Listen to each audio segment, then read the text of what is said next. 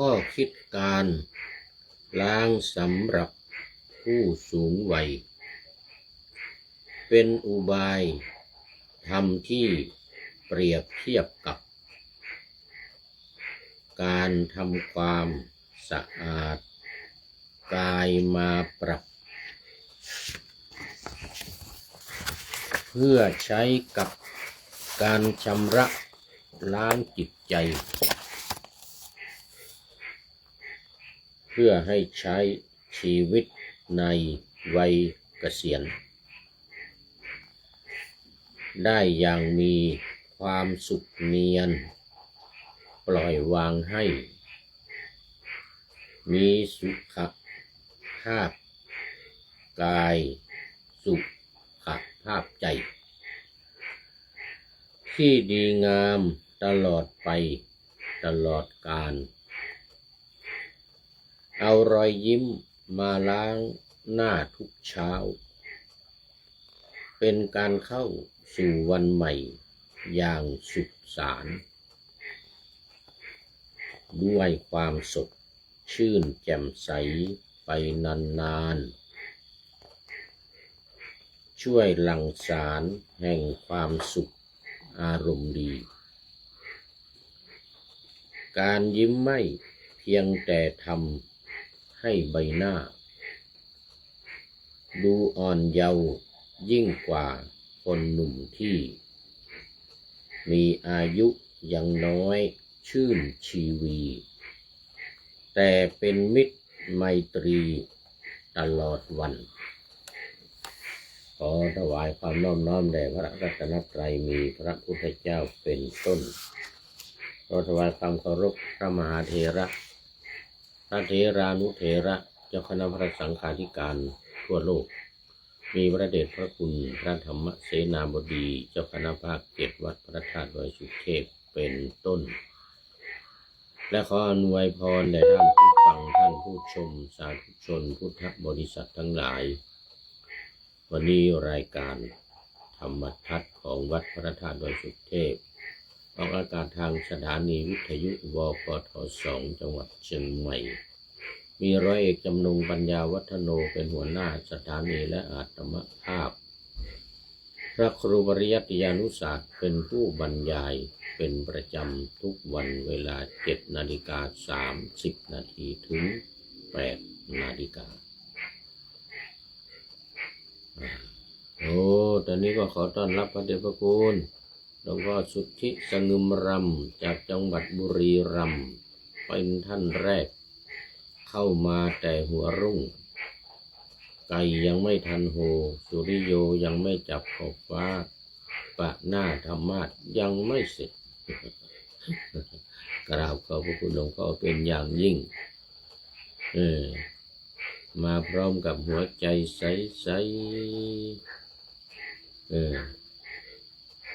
สีชมพูวันเกิดหลวงพ่ออวยพรวันเกิดให้ผู้พูดเกิดวันอังคารสาธุสาธุกราบขอบคุณหลวงพ่อเป็นอย่างยิ่งตอนนี้ท่านรุ่งโรจน์กาวิลาวันก็เข้ามาสาธุสาธุแต่ก็ไม่ได้คอมเมนต์ไม่เป็นไรเข้ามาในเฟซนี่แหละจะได้มีผู้ติดตามเยอะๆเป็นอาทิกัลยาโนคือเป็นผู้มีความงามในเบื้องต้น ตามที่ตั้งขึ้นมาใหม่ละผู้เข้ามาในผู้คอมเมนต์เข้ามาในรายการในเบื้องต้นก็เป็นอาทิกัลยานังในท่ามกลางก็เป็นมัชชีกัลยานังงามในท่ามกลางถ้ามาในที่สุดก็เป็นปริโยสานะกัลยานังงามในที่สุดงามในเบื้องปลายได้แก่ปัญญาเบื้องต้นได้แก่ศีลท่ามกลางได้แก่สมาธิวันนี้พระเดชพระคุณหลวงพ่อมีศีล227ครบบริบูรณ์สด ใสไม่ด่างพร้อย ว้าวว้าวขอบคุณหลวงพ่อเป็นอย่างยิ่งแล้วก็ท่านรุ่งโรจน์กาวิลาวันด้วยโอ้โมทนาเป็นอย่างยิ่งเอาละตอนนี้ก็เข้ามาสู่เนื้อหาสาระของธรรมะกันเลยเพื่อให้มันจบในเรื่องของเรื่องมัน ยืดเยื้อมาหลายวันแล้วเรื่องอะไรนี่อ๋อจบไปแล้วเมื่อวานนี้เครื่องเท้าสักกะเอาวันนี้ก็เป็นเรื่องเศรษฐีผู้ไม่มีบุตรนี่โอ้ทีนี้ออกข้อสอบมาสอบประโยค6ออกเรื่องนี้แหละเศรษฐีไม่มีบุตรนี่แหละเศรษฐีผู้ไม่มีบุตร ทำให้เกิดความแค้นยิ่งนักเนื่องจากว่าไม่จำ ไม่จำภาษาบาลีมันออกวิชากลับมักไทยเป็นมคตสิทีเนี้ย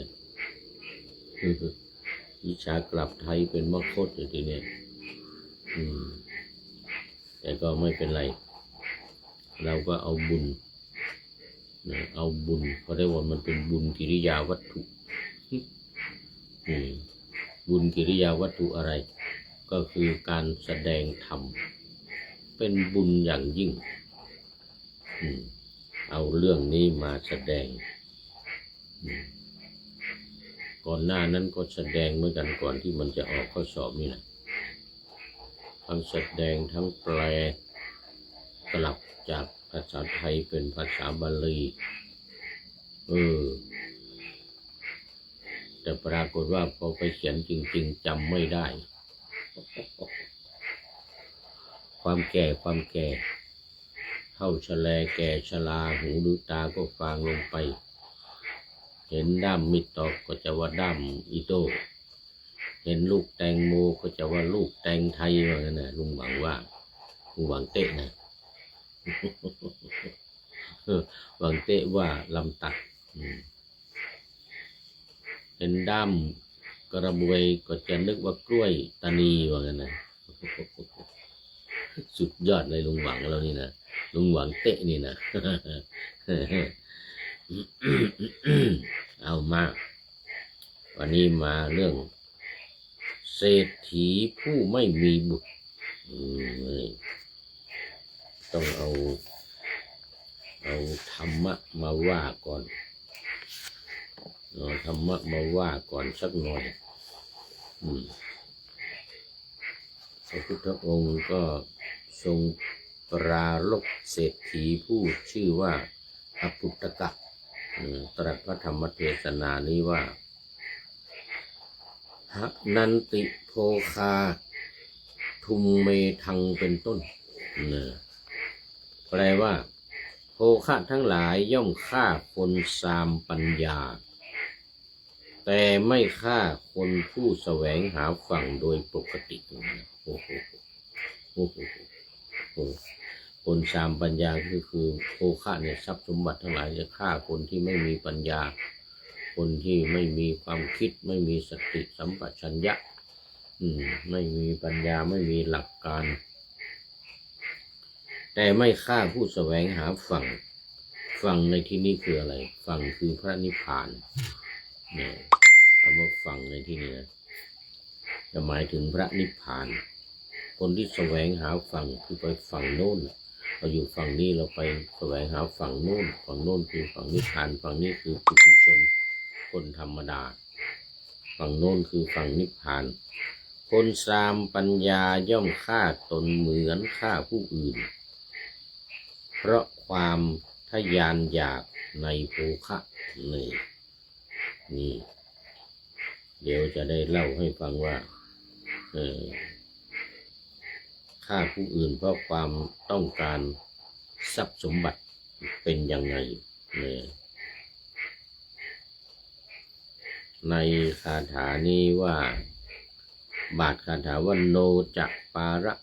คะเวสิโนนี่นะความว่าแต่โภคะทั้งหลายย่อมไม่ฆ่าบุคคลผู้แสวงหาฝั่งคือพระนิพพานโดยปกติบาทคาถาว่าหันติอัญเยวะอัตตะนังความว่าบุคคลผู้มีปัญญาสามย่อมฆ่าตนเองดุจฆ่าผู้อื่นเพราะความทยานอยากซึ่งเกิดขึ้นเพราะอาศัยโภคะทั้งหลายนี่อาศัยโภคะสมบัติทั้งหลายนี่นะเอาละมาดูเนื้อความเรื่องเล่าประกอบในขุททกนิกายพระสุตตันตปิฎกเล่มที่25เป็นเล่มแรกของขุททกนิกายนะเรื่องของเศรษฐีผู้ไม่มีบุตรคือว่าพระเจ้าประเสนที่โกศลเนี่ยทรงสดับการทำการะของเศรษฐีนั้นแล้วทำการะคือการตายนะตายของเศรษฐีนั้นแล้วจึงตรัสถามว่าทรัพย์สมบัติที่ไร้บุตรจะถึงแก่ใครนี่ทำท่าถามพระเจ้าแผ่นดินนี่นะพระเจ้าแผ่นดินชื่อโกศลนี่นะทำท่าถามไปอย่างนั้นจริงก็รู้แล้วทรงสดับว่าถึงแก่พระราชานั่นแน่รู้แล้วแกล้งถามไปอย่างนั้นจึงให้นำทรัพย์จากเรือนของเศรษฐีนั้นมาสู่ราชตระกูลกินเวลาถึง7 วันโอ้ทรัพย์สมบัติมากมายเยอะแยะไกลกองเหลือเกินเขาไม่มีบุตรนะไม่มีลูกพอไม่มีลูกนี่แล้วก็ทรัพย์สมบัติก็ไม่มีใครสืบวงตระกูลไงไม่มีใครสืบราชสมบัติไม่มีใครสืบสมบัตินะของเศรษฐีเนี่ยก็ต้องขนเข้ามาในพระราชวังหมดเป็นของราชตระกูลนะขนมา7 วันโอ้กว่าจะ7นะแสดงว่าทรัพย์สมบัติมากนะแล้วก็จึงเสด็จเข้าไปสู่สำนักพระศาสดาเมื่อพระศาสดาตรัสว่าขอเชิญมหาบพิตรพระองค์เสด็จมาจากไหนหนอแต่ยังวันหนวนั่นนะพระพุทธเจ้านี่นะเสด็จมาไหนหนอแต่ยังวัน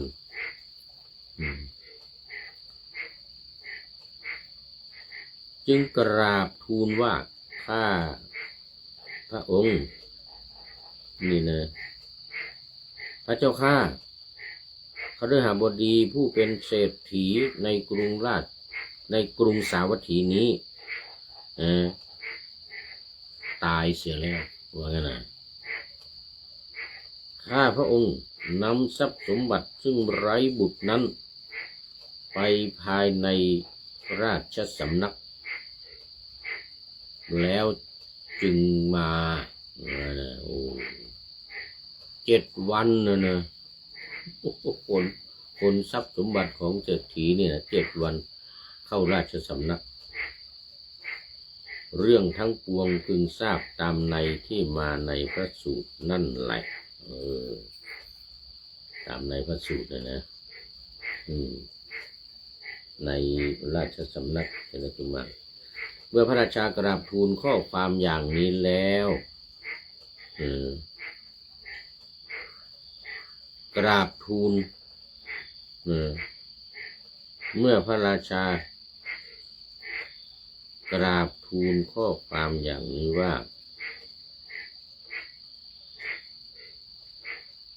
เมื่อ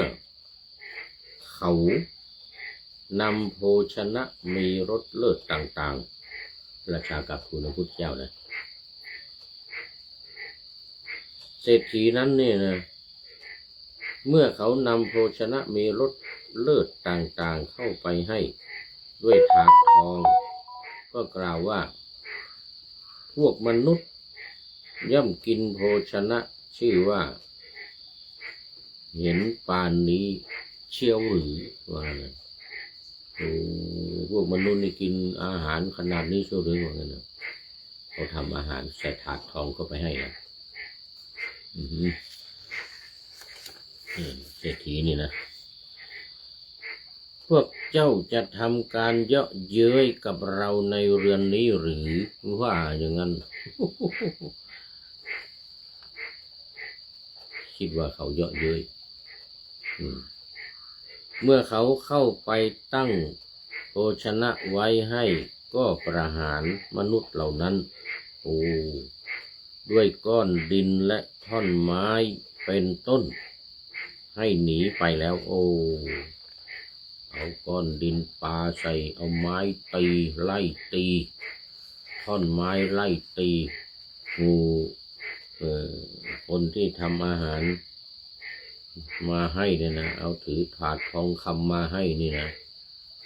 ไล่กระเจิดกระเจิงออกไปหมดเลยบริโภคข้าวปลายเกรียนมีน้ำผักดองเป็นที่สองด้วยกล่าวว่า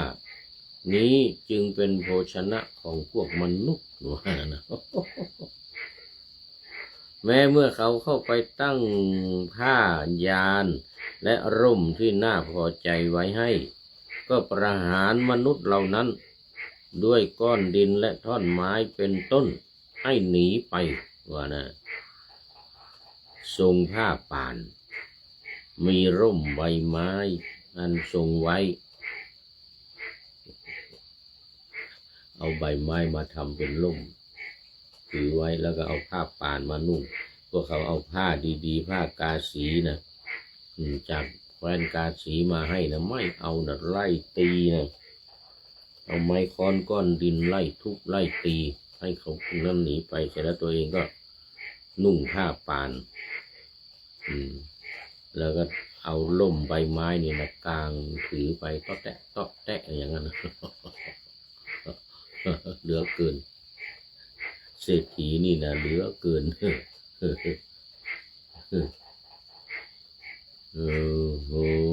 ต๊อกแตะต๊อกแตะไปอย่างนี้นะ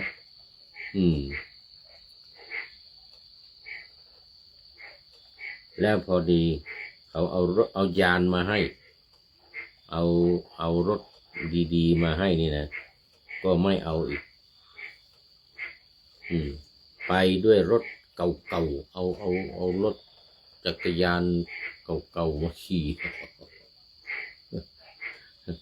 นี่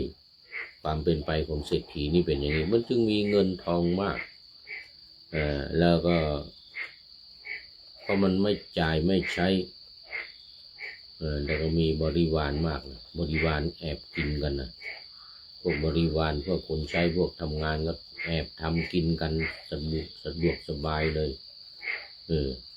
แต่ของตัวเองเนี่ยเศรษฐีเนี่ยโอ้โหไม่กินแต่ของไม่ดีกินแต่ข้าวปลายเกรียนอย่างนั้นตรัสเล่าพระศาสดาจึงตรัสเล่าบุพกรรมของอปุตตกะเศรษฐีนั้นจะเล่าบุพกรรมแต่เวลามันจะพอหรือเปล่าเนี่ยต้องดูเวลาก่อนเด้อที่ไหนแล้วมีไหน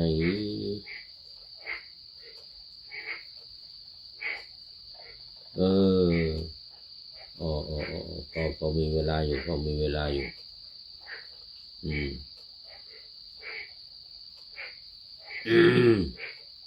เอามาเอาบุพกรรมเล่านิทานเรื่องเศรษฐีสมัยอดีตการพระองค์ตรัสว่ามหาบพิตรว่าไงนะเรื่องเคยมีมาแล้วงานหูตาปูพังนะเคยมีมาแล้วข้าบดีผู้เศรษฐีนั้นต้อนรับพระปัจเจกพุทธเจ้านามว่าตัคระสิกขี ไม่ใช่พระสิกขีนะพระสิกขีนี่อายุ7,000 ปีนะ70,000 ปีนะแต่นี่ตักขระสิกขีอีกองค์หนึ่งด้วยบิณฑบาตกล่าวว่าท่านทั้งหลายจงให้บิณฑะแก่สมณะคือกล่าวกับคนทั้งหลายนะให้ก้อนข้าวบิณฑะนี่คือก้อนข้าวให้ก้อนข้าวแก่สมณะดังนี้แล้วก็ลุกจากอาสนะหลีกไปได้ยินว่าเมื่อเศรษฐีนั้นผู้ไม่มีศรัทธาผู้โง่เขลากล่าวอย่างนั้นแล้วหลีกไปภรรยาของเขาผู้มีศรัทธาเลื่อมใสคิดว่านานทีเดียวหนอเราจึงได้ยินว่าจงให้นานแล้วไม่เคยได้ยินเลยเหมือนกันไม่เคยได้ยินเศรษฐีข้าบดีนั้นพูดว่าจงให้นี่นะดีใจลูกเมียภรรยาเนี่ยดีใจว่าเศรษฐีบอกว่าจงให้จากปากของเศรษฐีนี่นะไม่เคยได้ยินเลยเหมือนกันนะ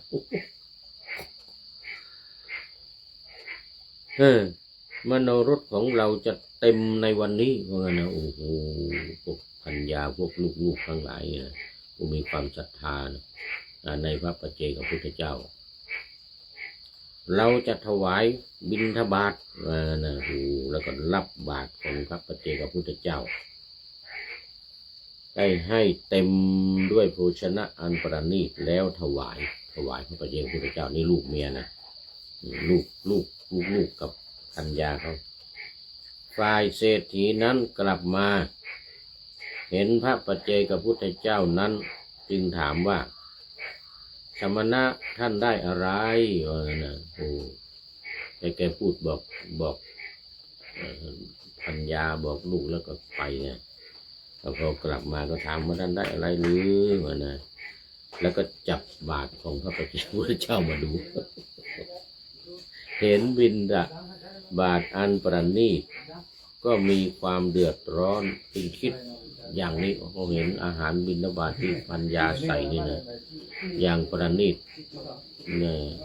ก็มาคิดว่าพวกทาสหรือพวกกรรมกรพึงกินบิณฑบาตนี้ยังดีกว่าแกคิดนะแกคิดจะเป็นข้าบดีเป็นเศรษฐีนะทาสและกรรมกรของเราเนี่ยยังกินยังดีกว่าเพราะว่าเขากินแล้วก็ทำงานหมดนะพอเขากินแล้วก็ทำงานให้เราเนี่ยนะส่วนสมณะนี้เนี่ยรันไปกินแล้วก็จะนอนหลับเหมือนกันนะว่าพระปัจเจกพุทธเจ้าเนี่ยเรากินแล้วก็จะนอนหลับบิณฑบาตของเราก็ฉิบหายเสร็จแล้วเหมือนกันนะข้าวของเรานี่ไม่มีประโยชน์อะไรเราให้กรรมกรของเรา คนงานของเรากินจะดีกว่าให้เขาทำงานให้เราเนี่ยแต่ว่านึกในใจนะนี่ขนาดนึกในใจนะไม่ได้ไอ้นี่มากมายเท่าไหร่นักหรอกนึกในใจเพียงแค่นึกในใจอันหนึ่งเศรษฐีนั้นโปรงแล้วซึ่งบุตรน้อยคนหนึ่งของพี่ชายจากชีวิตฆ่าลูกของพี่ชายด้วยเพราะเหตุแห่งทรัพย์สมบัตินี่ฆ่าลูกของพี่ชายแย่งเอาทรัพย์สมบัติของพี่ชายได้ยินว่าเด็กนั้นจับนิ้วมือของเศรษฐีนั้นเที่ยวไปอยู่กล่าวว่า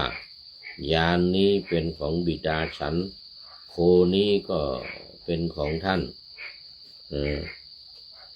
ลำดับนั้นเศรษฐีคิดว่าในบัดนี้เนี่ยเด็กนี้ยังกล่าวอย่างนี้ก่อนก็ในการที่เด็กนี้ถึงความเจริญแล้วโตขึ้นมาแล้วเนี่ยใครจะรักษาโภคทรัพย์ทั้งหลายในเรือนนี้ได้เพราะงั้นนะเด็กนี้ก็จะเอาหมดลูกของพี่ชายตายเนื่องจากว่าพี่ชายตายในทรัพย์สมบัติทั้งหลายเนี่ย เออก็จะถูกเด็กเนี่ยก็จะเอาที่ถ้ามันโตขึ้นมาเนี่ยนะ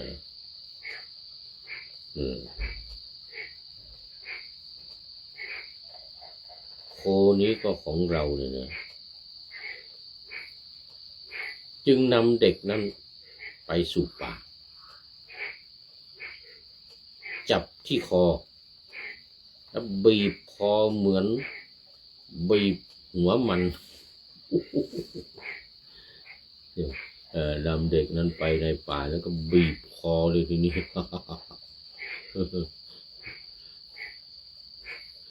บีบคอเหมือนกับบีบหัวมันเลยนะให้ตายแล้วที่โคนกอไม้แห่งหนึ่งแล้วทิ้งเด็กนั้นไว้ในที่นั้นนั่นแหละนี่เป็นบุพกรรมของเศรษฐีนั้นไปฆ่าลูกของพี่ชายมาชาตินี้จึงไม่มีบุตรไม่มีลูกไม่มีลูกแต่ในชาตินั้นเนี่ยก็คงมีลูกอยู่แต่ว่าไปฆ่าลูกของพี่ชายกลัวว่าลูกของพี่ชายนี่จะมาแย่งทรัพย์สมบัติของตัวเองนี่นะเพราะเหตุนั้นพระผู้มีพระภาคจึงตรัสคำว่ามหาบพิตรด้วยผลแห่งกรรมที่คฤหบดีผู้เศรษฐีต้อนรับพระปัจเจกพุทธเจ้านามว่าตัคระสิกขีด้วยบิณฑบาตนั้นแลเศรษฐีนั้นจึงเข้าถึงสุคติโลกสวรรค์ถึง7 ครั้งสุดยอดเป็นแค่พูดนะเป็นแค่พูดว่าจงให้อาหารแก่พระปัจเจกพุทธเจ้าแค่พูดได้ไปเป็นถึงสุคติโลกสวรรค์7 ครั้งด้วยผลที่เหลืออยู่แห่งกรรมนั้นแลเศรษฐีจึงครองความเป็นเศรษฐีอยู่ในกรุงสาวัตถีนี้แลถึง7 ครั้งอันนี้สูงมากมหาบพิตรด้วยผลแห่งกรรมที่คฤหบดีเศรษฐีนั้นให้ทานแล้วมีความเดือดร้อนในภายหลังว่าพวกทาสหรือกรรมกรพึงบริโภคบิณฑบาตนี้ยังดีกว่าจิตของเศรษฐีนั้นจึงไม่น้อมไปเพื่อการบริโภคพัดอย่างฟุ่มเฟือยไม่น้อมไปเพื่อการใช้สอยผ้าอย่างฟุ่มเฟือยไม่น้อมไปเพื่อการใช้สอยยานอย่างฟุ่มเฟือยไม่น้อมไปเพื่อบริโภคกามคุณ5อันดียิ่งมหาบพิตรด้วยผลแห่งกรรมที่คฤหบดีผู้เศรษฐีนั้นโปรงแล้วซึ่งบุตรของพี่ชายของตนคนหนึ่งจากชีวิตเพราะเหตุแห่งทรัพย์สมบัติเศรษฐีนั้นจึงไม่แล้วในนรกสิ้นปีเป็นอันมากสิ้น100 ปีเป็นอันมากสิ้น1,000 ปีเป็นอันมาก100,000 ปีเป็นอันมากโอ้โหหลายร้อยหลายพันหลายแสนปีชนทั้งหลายยังทรัพย์สมบัติที่ไร้บุตรครั้งที่7นี้ให้เข้าสู่พระคลังหลวงด้วยผลอันเหลืออยู่แห่งกรรมนั้นแลมหาบพิตรอันหนึ่งเล่าบุญเก่าของคฤหบดีผู้เศรษฐีนั้นแลหมดสิ้นแล้วและบุญใหม่อันคฤหบดีเศรษฐีนั้นไม่สั่งสมแล้วมหาบพิตรก็ในวันนี้คฤหบดีผู้เศรษฐีใหม่ไม่อยู่ในมหานรกโลลุวะนรกดูไปดูมาหมดเวลาวันนี้มันยังมีเรื่องเล่าต่ออีกเดี๋ยววันพรุ่งนี้วันพรุ่งนี้เรามาต่อนี่เอาละวันนี้เอาไว้แค่นี้ก่อนเดี๋ยวพระคุณหลวงพ่อสุทธิสงมรำก็เป็นทั้งอาทิกัลยาณังมัชเชกัลยาณังและปริโยสานกัลยาโนเป็นผู้ที่มีความงามในเบื้องต้นงามในท่ามกลางและงามในที่สุดอันนี้ เข้าสู่เส้นใจของรายการขอบคุณพระเดชพระคุณหลวงพ่อเป็นอย่างยิ่งแล้วมาดูข้อคิดท้ายรายการนิดหน่อยวันนี้ความจริงมีมากแต่ว่าวันนี้เอามาว่านิดหน่อยเพราะว่าเรื่องของเศรษฐีไม่มีบุตรก็ยังมีถึงวันพรุ่งนี้แล้วก็ข้อคิดเนี่ยทั้งหมดมี4ประการเนี่ยเอามาว่าเส้นหนึ่งก่อนแล้วต่อไปจะได้มาว่าอีกข้อ2ข้อ3ข้อ4ได้จากผู้ใดเนาะแหละโอ้ท่านนายพลนเรศจิตลักษณ์ของเรานี่เองโมทนาเป็นอย่างยิ่งข้อคิดการล้างสำหรับผู้สูงวัยการล้างผู้สูงวัยเป็นอุบายทำที่เปรียบเทียบกับการทำความสะอาดกายมาปรับเพื่อใช้กับการชำระล้างจิตใจมาเปรียบเทียบกันก็ว่าการล้างสิ่งของที่ไม่สะอาดต่างๆนี่เหมือนกับและก็การล้างชำระล้างจิตใจของเราด้านจิตใจเพื่อให้ใช้ชีวิตในวัยเกษียณได้อย่างมีความสุขเนียนปล่อยวางให้มีสุขภาพกายสุขภาพใจที่ดีงามตลอดไปตลอดกาลนี่นะการล้างการล้างใจนี่นะการล้างสำหรับผู้สูงวัยนี่นะให้มีความดีงามทางด้านจิตใจข้อ 1เอารอยยิ้มมาล้างหน้าทุกเช้า